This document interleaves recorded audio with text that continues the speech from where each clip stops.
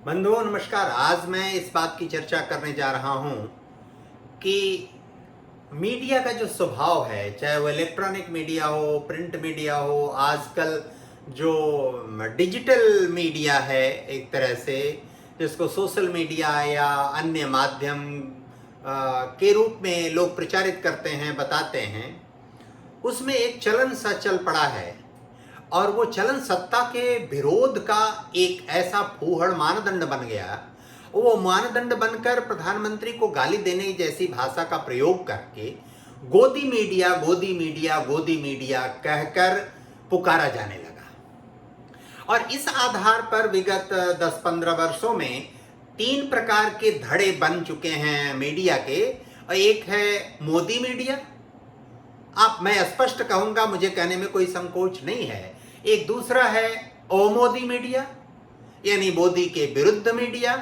और एक तीसरा है गोदी मीडिया, वह भी एक प्रकार से मोदी विरोधी ही मीडिया है।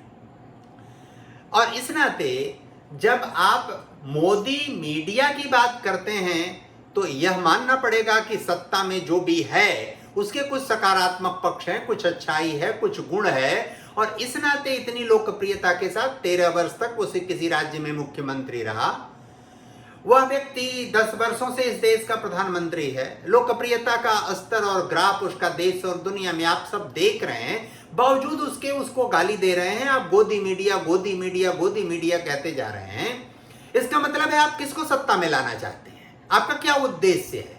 कौन आपकी दृष्टि में सर्वोत्तम है, अच्छा है, बेहतर है? आप किसको ले आना चाहते हैं? सवाल यह भी है कि बार बार लोग प्रश्न करते हैं कि मोदी जी अपना इमेज बिल्डअप करते हैं, कैमरामैन रखते हैं और फोटो खिंचाते हैं, वीडियो बनाते हैं, ये अपलोड करते हैं, वो अपलोड करते हैं, ऐसे ट्वीट करते हैं, ऐसे वीडियो बनाते हैं, ऐसे इंटरव्यू, आदि आदि बातें की जाती हैं। इस स्तर पर रहने वाला व्यक्ति जिसका वैश्विक परिदृश्य है, जो इतना लोकप्रिय है, देश में एक सामान्य परिवार का व्यक्ति जिसकी कोई अपनी निजी पृष्ठभूमि नहीं है, कोई बाप दादा उसके बहुत बड़े व्यक्ति नहीं थे, बहुत बड़े व्यक्ति क्या मझोले व्यक्ति भी नहीं थे, जिसको निम्न मध्य वर्ग कहा जाता है उस वर्ग से भी नहीं थे, ऐसा सेल्फ मेड आदमी अगर इस स्तर तक पहुंचा है तो उसके पहुंचने का कोई मूल्य, कोई मतलब, कोई उद्देश्य, कोई लक्ष्य नहीं है क्या? आप गोदी मीडिया गोदी मीडिया गोदी मीडिया न जाने कितने प्रकार के फूहड़ और बचकाना हरकत करते हैं और बात करते हैं। आप कहते हैं कि मैं बड़ा पत्रकार हूं, आप कहते हैं कि मैं ये हूं, मैं वो हूं, मैं ऐसे हूं, मैं वैसे हूं। आपको केवल गाली देने अगर आता है तो आप किसका महिमा मंडन करना चाहते हैं? आप महिमा मंडन करना चाहते हैं जो प्रतिपक्ष में, विपक्ष में जो सरकार है, जो विपक्ष में लोग हैं, राजनीति विपक्ष की कर रहे हैं, जिनको राजनीति करने का अलिफ वे भी शायद नहीं पता है, उनको आप सत्ता में लाना चाहते हैं। किसको लाना चाहते हैं? किसको प्रधानमंत्री बनाना चाहते हैं? मीडिया का यह भेद, चाहे वो प्रिंट मीडिया हो, चाहे इलेक्ट्रॉनिक मीडिया हो या डिजिटल मीडिया हो, इन तीनों में इस तरह का बाइफर्केशन, इस तरह का विभाजन करने वाली जो ताकतें मीडिया के अंतर्गत हैं, मीडिया में हैं, मीडिया वाला अपने आप को कहते हैं, मीडिया को कलंकित कर रहे हैं, मीडिया को फूहड़ कर रहे हैं, मीडिया को दुष्प्रचारित कर रहे हैं, और उनका कोई छिपा हुआ एजेंडा है और उस एजेंडे के तहत वो काम कर रहे हैं। आपको मुद्दों के आधार पर मोदी ने अगर इस 10 वर्ष में 200 योजनाएं इस देश में लागू किया तो उन 200 में गुण दोष के आधार पर आप एक एक को बताइए कि इसमें से 10 योजना, 20 योजना, 25 योजना, 50 योजना देश के नागरिकों, देश के हित में नहीं है। आप उनका मूल्यांकन करके तथ्य और रिकॉर्ड के आधार पर बात करिए। केवल मोदी मीडिया गोदी मीडिया इस तरह की बात करने का कोई औचित्य नहीं है। ये तथ्यहीन और बेकार की बात है, इसमें नहीं पढ़ना चाहिए। क्या मोदी जी को इसलिए प्रधानमंत्री पद से हट जाना चाहिए कि वो ईमानदार है? क्या इसलिए हट जाना चाहिए कि वो एक गरीब परिवार से आते हैं? क्या इसलिए हट जाना चाहिए कि वो देश की प्रतिष्ठा को दुनिया में बढ़ाया है? क्या इसलिए हट जाना चाहिए कि वो भ्रष्टाचार नहीं होने देते? क्या इसलिए हट जाना चाहिए कि देश के भ्रष्टाचारियों को कटघरे में खड़ा करते हैं? क्या इसलिए हट जाना चाहिए कि उनकी लोकप्रियता इस स्तर की है? क्या इसलिए हट जाना चाहिए कि जम्मू कश्मीर जैसी समस्या को सुलझाने में इतने सजग और सहज तरीके से उस समस्या को हल कर दिया? राम जन्मभूमि मुद्दे को माननीय सर्वोच्च न्यायालय के निर्देश के अनुसार, आदेश के अनुसार उसको व्यवस्थित और सुरक्षित स्वरूप प्रदान करने में उनकी अहम भूमिका है। देश में जितने भी प्रकार के तनाव थे, विद्रूपताएं थी, उसको खत्म करने में आप देखिए 10 वर्ष में देश में कितने हिंसक वारदात हुई और पहले कितने होते थे। हम नहीं कहते कि 100% समाप्त हो गया, लेकिन आप गुण दोष के आधार पर, तथ्य और रिकॉर्ड के आधार पर मूल्यांकन करिए। आप पता करिए 2004 से 14 तक, 2014 से 24 तक, इन 20 वर्षों में ही केवल आप पता कर लीजिए कि देश में कितनी हत्याएं हुई, कितनी मौतें हुई, किस कारण से हुई, और उसके लिए सरकार कितना उत्तरदायी और जवाबदेह है। गोदी मीडिया उनके लिए काम कर रही। कौन काम कर रही है? जो गोदी मीडिया नाम से जिन लोगों ने प्रचार शुरू किया, वैसे कितने पत्रकार हैं जो मोदी के लिए काम कर रहे हैं? मोदी के लिए काम करने वाले पत्रकारों की आप सूची बताइए। इलेक्ट्रॉनिक घराने, प्रिंट मीडिया के घराने, इलेक्ट्रॉनिक मीडिया के जो घराने हैं, वे घराने तो हमेशा से सक्रिय रहे हैं, और वे घराने अपने व्यापार और बिजनेस के आधार पर सत्ता के पक्षकार या विपक्षकार हमेशा से बने रहे हैं। उन टीवी चैनलों, उन अखबारों में ये गोदी मीडिया कहने वाले लोग जितने आज तक काम किए हैं, और काम करने के कारण उन मीडिया घरानों को जो लाभ पहुंचाया है, वो उसके लिए क्या दोषी नहीं है? क्या उसमें बिचौलिए का काम उन लोगों ने नहीं किया है? क्या उसके लिए उत्तरदायी नहीं है उस बिचौलिएपन के लिए? क्या इलेक्ट्रॉनिक और प्रिंट मीडिया का आज जो स्वरूप है वो पूरी तरह पारदर्शी और स्वच्छ है? मोदी को दोष देना एक अलग बात है, लेकिन मोदी के स्थान पर आप लाना किसको चाहते हैं? आप उसको लाना चाहते हैं जो हर हफ्ते छुट्टी मनाने इंग्लैंड जाता? आप उसको लाना चाहते हैं जो देश की वास्तविक तस्वीर को नहीं समझता? आप उसको लाना चाहते हैं जो 55 साल का युवा है, जिसको देश के वास्तविक स्वरूप, सभ्यता, संस्कृति, यहाँ के रीति रिवाज, रहन सहन, खेती किसानी, उद्योग धंधे, कल कारखाने, छोटे मझोले लघु पैमाने के उद्योग, किसी की कोई जानकारी नहीं है? जो गाय को बैल और बैल को गाय समझता है, जो भैंस को पाड़ा और पाड़ा को भैंस समझता है, जो बकरी को भेड़ और भेड़ को बकरी समझता है, जो आलू को गुड़ और गुड़ को आलू समझता है, जो मरचा को भिंडी और भिंडी को मरचा समझता है, जो गन्ने को चीनी और चीनी को गन्ना समझता है। क्या ऐसे को देश का प्रधानमंत्री बनाना चाहते हैं? क्या ऐसे को देश को प्रधानमंत्री समझना चाहते हैं, बनाना चाहते हैं, जो देश को समझता ही नहीं, देश को जानता ही नहीं? देश के लोग क्या खाना पसंद करते हैं, क्या पीना पसंद करते हैं, क्या ओढ़ना पसंद करते हैं, क्या बिछाना पसंद करते हैं, कैसे रहना पसंद करते हैं, उसका जिसको बुद्धि विवेक नहीं है, उसको आप कैसे लाना सकते हैं, कैसे लाना चाहते हैं? इसलिए गोदी मीडिया के नाम पर सवाल खड़ा करने वाले इस देश के हितैषी नहीं है, वो मीडिया के भी हितैषी नहीं है, वो स्वयं अपने आप के हितैषी नहीं है, वे अपने बुद्धि विवेक पर कलंक हैं। इस बात को ठीक से समझना चाहिए। कोई भी सत्ता, कोई भी नेता, कोई भी लोकप्रियता के धरातल पर काम करने वाला व्यक्ति, पब्लिक का कोई भी आदमी, वो स्वाभाविक रूप से अपनी इमेज बिल्डअप करना चाहता ही है, चाहना भी चाहिए, और उसके लिए प्रयत्न भी करना चाहिए।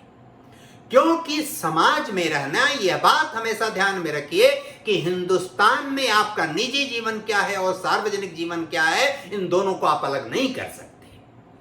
भारत के बाहर जो दुनिया है, जिसको यूरोप, जहां महोदय छुट्टी मनाने जाते हैं, वहां आपका निजी जीवन अलग और सार्वजनिक जीवन अलग होता है, लेकिन यहां नहीं होता। और नहीं होता इस नाते आपको इमेज बिल्टअप के लिए यत्न करना होता है, प्रयत्न करना होता है, सचेत रहना होता है, सावधान रहना होता है, सतर्क रहना होता है। और अगर सतर्क और सावधान नहीं रहेंगे तो आपकी इमेज खराब करने की कोशिश इस तरह की फूहड़ टिप्पणी करने वाले मिलते हैं। जो मोदी प्रधानमंत्री हैं, उनका एक सरनेम है, उस समाज के देश में बहुतायत जनसंख्या है, उस मोदी शब्द को गोदी कह के आप गाली क्यों देना चाहते हैं भाई? आप गाली देकर अपने आप को महिमामंडित और गौरवान्वित क्यों होना चाहते हैं? यह सहज स्वाभाविक प्रकृति है, यह आवश्यक है, यह जरूरी है कि मोदी जी देश के प्रधानमंत्री हैं, देश के नेतृत्व करता है, देश के अगुवा हैं, देश का स्वरूप, देश का पूरा चित्र, देश की पूरी तस्वीर दुनिया के सामने उनके नाम से जाती ही है, क्योंकि वो नेतृत्व करता। जो भी नेतृत्व करेगा उसके नाम से जाएगी, उसकी इमेज अच्छी होनी चाहिए। अगर वो अत्यधिक सतर्क, सावधान और सचेत है अपनी इमेज को लेकर, तो ये उत्कृष्ट बात है। ये ऐसा सतर्क नहीं है, वो इस तरह से हल्के में और फूहड़ तरीके से अपनी इमेज को नहीं लेता कि अब मैं छुट्टी मनाने जा रहा हूं। ऐसे वो नहीं करता कि हम अपनी बहन के साथ कैसे हमको व्यवहार करना है, मां के साथ कैसे व्यवहार करना है, पिता के साथ कैसे व्यवहार करना है। यह जिसको बुद्धि विवेक नहीं है, उसको अपनी इमेज की कहां, कैसी, क्यों चिंता होगी। भारत की वेशभूषा क्या है? एक सामान्य सहज सवाल है। जहां तापमान वर्ष भर 10 डिग्री, 5 डिग्री और ऋण में, माइनस में टेम्परेचर रहता है, वहां के लोग सूट, कोट, पैंट, टाई पहनते हैं। जहां गर्मी बहुत ज्यादा पड़ती है, वहां खुले वस्त्र लोग पहनते हैं, पायजामा पहनते हैं, धोती पहनते हैं, कुर्ता पहनते हैं, खुले वस्त्र ज्यादा प्रयोग करते हैं। जीन्स और टी शर्ट नहीं पहनते। जीन्स ठंडी मौसम का, जो सर्दी बहुत भयावह होती है यूरोपीय देशों में, जहां बार बार आप सफाई भी नहीं कर सकते, गंदगी उससे सराबोर, हवा नहीं लग सकती, ऐसे जगहों पर आप जीन्स पहनते हैं। कहते हैं जीन्स टी शर्ट पहनकर उसने अपना इमेज बना लिया। गजब की इमेज है। जाड़े में वो टी शर्ट में चलता है, गजब की इमेज है। जाड़े में टी शर्ट पहन के चलना क्या किसी सभ्य, सुसंस्कृत, पढ़े लिखे, योग्य मनुष्य क्या ऐसा व्यवहार करेगा? नहीं करेगा। जो गृहस्थ है वो नहीं करेगा। कोई तपस्वी है, साधक है, ऐसा है, वैसा है, तो वो तो करेगा। लेकिन जिसको छुट्टी मनाने जाना है, यूरोप में तफरी करने जाना है, दुनिया में तफरी करने जाना है, जिसको भाषा का बोध नहीं है, सभ्यता संस्कृति का बोध नहीं है, उसके लिए गोदी मीडिया कह के प्रधानमंत्री को गाली देना बड़ा आसान है। लेकिन देश का नेतृत्व फूहड़ हाथों में सौंपने के लिए बेचैन होना बड़ा घातक है। इसलिए देश की जनता को सचेत और सावधान होना पड़ेगा। नरेंद्र मोदी जी के हाथों को मजबूत करना पड़ेगा। आने वाले समय में उनके नेतृत्व में देश की सत्ता की बागडोर अभी और समय तक रहने देने के लिए देश के नागरिकों को आगे आना होगा। इतना निवेदन मैं करता हूं। मीडिया यानी माध्यम अर्थात पूर्वाग्रह से युक्त माध्यम, पारदर्शी माध्यम नहीं है, तो आप ध्यान रखिए कि उस माध्यम के भरोसे मत रहिए। इस सरकार की केवल निंदा, केवल गाली, केवल बकवास करने वाले लोग, जितनी भी सरकार ने योजनाएं इस देश में लागू किया, एक एक योजना पर रवीश कुमार हो, पुण्य प्रसून वाजपेयी हो, अजीत अंजुम हो, या राजदीप सरदेसाई हो, या इस जैसे जितने भी पत्रकार हैं, क्या एक एक योजना पर, एक एक मुद्दे पर, एक एक विषय पर, एक एक क्रियाकलाप पर अलग से डिस्कशन और वार्ता करने को तैयार है, बिना डेविएट हुए, बिना पूर्वाग्रह पाले? आपको उत्तर मिलेगा, हमेशा ही भागते फिरेंगे। इसलिए मोदी जी के हाथों को मजबूत करना आज समय की जरूरत है। किसी भी बहकावे, किसी भी झूठ, किसी भी फरेब, किसी भी पूर्वाग्रह में,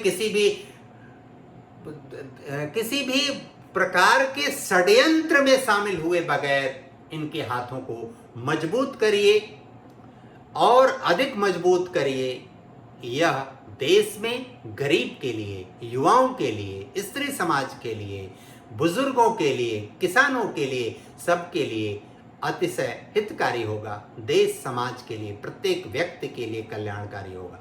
इतना निवेदन करता हूं। कल आखिरी चरण में 7 तारीख को आप मोदी जी के पक्ष में मतदान करने का मैं निवेदन भी करता हूं, क्योंकि यह देश की आवश्यकता है। धन्यवाद, नमस्कार।